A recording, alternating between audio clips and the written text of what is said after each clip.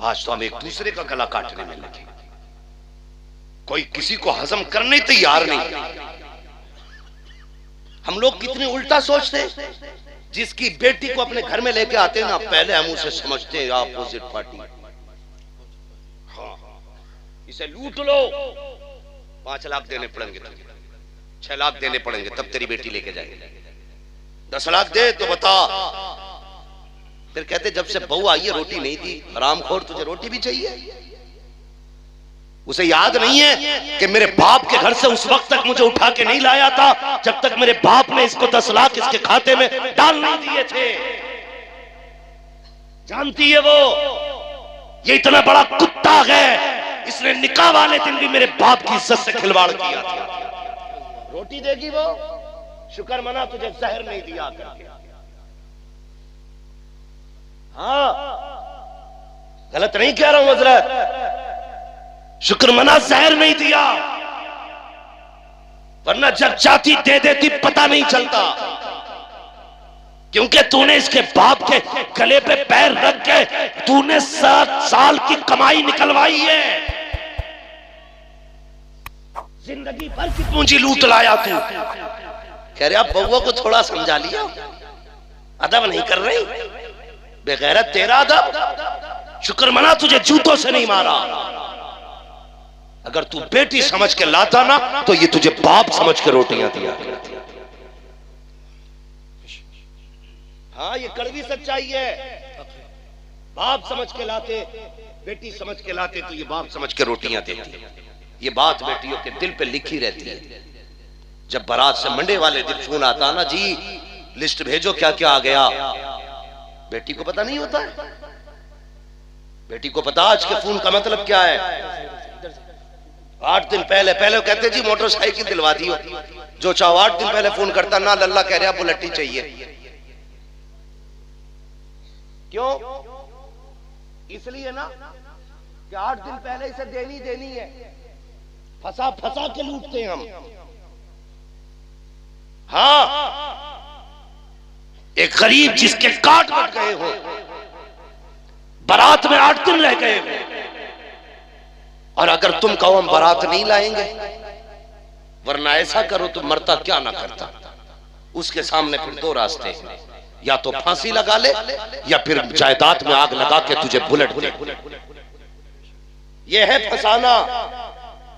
8 दिन पहले कहा जाता है कि भाई शादी में 8 दिन रह गए, लल्ला कह रहा भाई जो है ना स्प्लेंडर से काम नहीं चलेगा, बुलेट ही चाहिए। बाप फिर बेटी के आगे बैठता है और रोता है, कहता बेटी मुश्किल आ गई है। अब्बा कौन सी बात? का ससुराल वालों ने फोन किया तेरी, उन्होंने कहा बुलेट दो तो बताओ। बच्ची जानते हो क्या कहती है?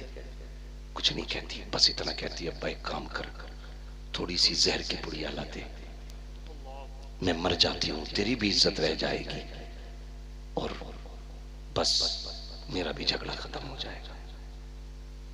इस तरह से बेटियां तुम्हारे दरवाजे तक आती हैं।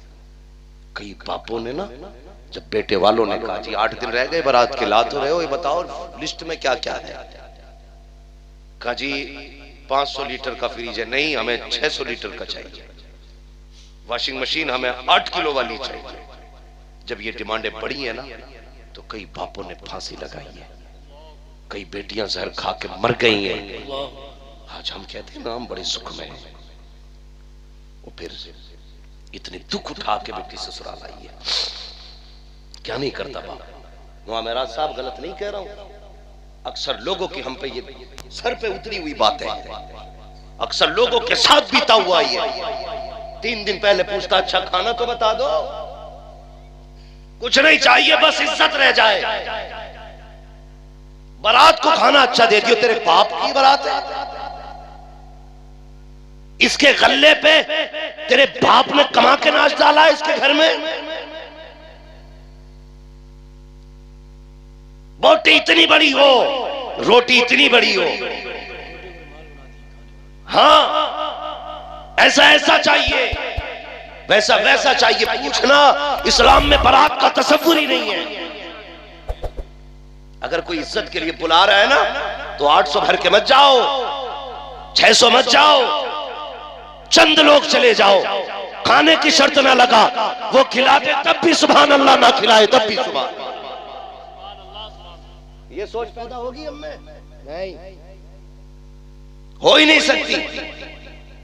बदलो अपने तरीके। बेटी के बाप पे छोड़ दो, जो चाहो खिला दो। इसकी वजह से हमारी कौम डूब रही है, बर्बाद हो रही है इसकी वजह से।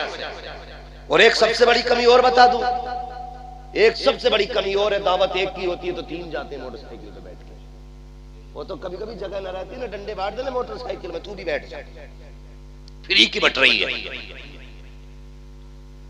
दावत जितने लोगों की हुआ करे ना, उतनी लोग जाए। दावत एक की है ना तो 3 मत लेके जाए। बैठ जा यार, बैठ जा, तुझे भी खिला के लाऊंगा। वो बड़ी टॉप की है यार, ये टॉप की ऐसे नहीं बनी है, यहाँ का पसीना यहाँ गिरा है, तब बेटी के बाप ने इसे टॉप बनाया है। देखा है कभी ना? बारात में जाते हो, सारे लोग खुश होते हैं, बारात ये खा खा के यूं करते हैं, यूं। और खिलाने वाले हाँ भाई कुछ चाहिए, लेकिन सबसे उदास उस महफिल में बेटी का बाप होता है। सबसे उदास, पूछने की जरूरत नहीं है, जिसका चेहरा सबसे ज्यादा उतरा हुआ हो, समझ लेना ये बेटी का बाप है। क्यों? सोचा कभी? जब खाना चलता आगे पीछे दौड़ता है, कहता कोई कमी रह जाए तो माफ कर देना, कोई कमी रह जाए तो माफ कर देना, जो कुछ था बस मैंने इंतजाम कर दिया, कच्चे बच्चे पक्के को माफ कर देना। मगर हमारी कौम भी इतनी बेगैरत हो गई है, कभी बाप के ख्याल नहीं करती है, कभी उसका चेहरा नहीं देखती है। और यार जो 3-3 6-6 भर के जा रहे हो ना 2-2 की जगह पे, खुदा के वास्ते तुम्हें पता है आज रोटियां गिनती के हिसाब से बनाते हैं बनाने वाले, मशवरा देने वाले बैठ के कहते हैं कितनी बारात आ रही है, का 400 लोगों की बारात है, का इतने चावल कर लो, इतना गोश्त कर लो, पूरा पड़ जाएगा, प्लस में तुम्हारे मेहमान भी हैं वो इसमें निबट जाएंगे। लेकिन जब एक एक के साथ 3-3 चले हैं, तुम्हें पता है जो रोटियां 6 लोगों में खत्म होनी थी वो सिर्फ बारात के 3 लोगों में खत्म हो जाती है, 3 फाके रह जाया करते हैं। अल्लाह अकबर, जब किसी एक बाराती के हिस्से में रोटी नहीं आती है तब बाप का कलेजा फटता है। जिसने 600 लोगों को खिला दिया, 599 खा चुके, 600वां आदमी अगर ना खा पाए, उसकी पूरी मेहनत में पानी फिर जाया करता है। कभी भी 3 लोगों की दावत हो तो 9 मत जाना, 6 की दावत हो तो 12 मत जाना, जितनों की दावत हो इतने जाया करो। अल्लाह अकबर, मेरी तो इतनी गुजारिश है, अगर कोई पेटी वाला दावत करता है तो खाली पेट मत जाना, सुबह से नमक का पानी ना पीना, बल्कि आधी रोटी अपने घर खा के चला जा, आधी रोटी बेटी के खाने में खा ले। अगर तेरे हिस्से के बचे खाने से किसी गरीब की इज्जत बच जाएगी, दावे के साथ कहता हूँ, इधर गरीब मुस्कुराएगा, उधर गुंबद खजरा में मदीने वाला मुस्तफा मुस्कुराने लगे। सुभान अल्लाह। नारे तकबीर, नारे रिसालत, उलमाए अहले सुन्नत, मसलके आला हजरत, फैजाने आला हजरत, इस्लाहे मुआशरा कॉन्फ्रेंस। समझ रहे मेरी बात? बुरी तो नहीं लग रही है?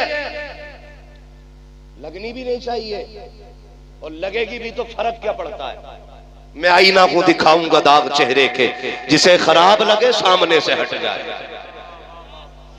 हाँ, बहुत गौर से मेरी बात सुनिए, बदलिए अपने आप को, बेहतर करो हालात, बेहतर करो। और ये जो लोग होते हैं ना फालतू के लोग, जो ये खा के ना मुंह में तीली डाल के कहते सब कुछ ठीक था, नमक कम रह गया, थोड़ी हल्दी तेज करा दी भाई, तेल कम है यार थोड़ा सा जुबैर भाई। जब ये बातें होती है ना, थोड़ा तेल कम रह गया, नमक कम है, तो अल्लाह कहता है फ्री की खा के जा रहे, मैंने तेरे हलक से उतार दी, मेरा शुक्र अदा न कर सका, तूने कमियां निकाली है खाने में। फिर अल्लाह जब खाना बंद करता है ना, तो दस्तरखान की रखी हुई मछली डॉक्टर कहता खा नहीं सकता है, तो फिर बंदा मछली भी नहीं छूता है। जब अल्लाह बंद करता है तो कोई बचाने वाला नहीं होता है।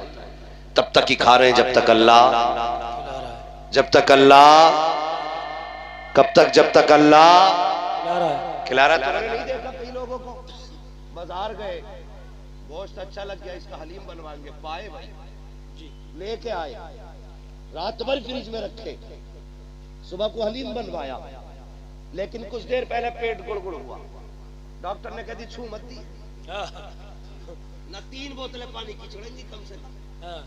लाया तू, मंगाया तूने, पकाया तूने, लेकिन आगे रखा खाइए, तबीयत ठीक नहीं है, ये तबीयत नहीं है, अल्लाह ने बंद किया है। जब अल्लाह बंद कर दे सब कुछ होते हुए हलक में नहीं जाता, लेकिन जब वो खिलाने पे आता है ना तो बंदा रहता शाहपुर में है और यहाँ बुला के खाने खिलवा दिया करता है। सोचा था हमने यहाँ हमारे हिस्से की रोटी होगी, लेकिन अल्लाह खिला, जिसे अल्लाह चाहता खिलाते। समझ रहे ना मेरी बात? तो कोशिशें करें अपने समाज को बेहतर करें। हर एक की बेटी को अपनी बेटी समझे, बहन समझे, दूसरों की इज्जतों की हिफाजत करें।